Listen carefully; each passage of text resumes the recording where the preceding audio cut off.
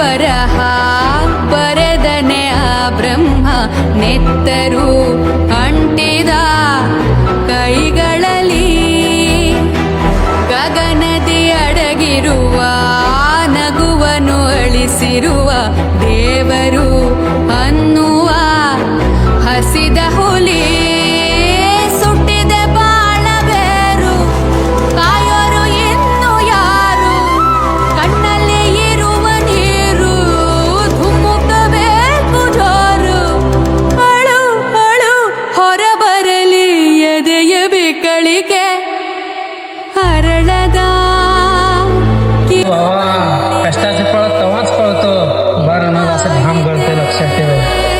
असं फुकट येत नसते सगळं घाम गळावं लागतं प्रत्येक गोष्टीला लक्षात ठेव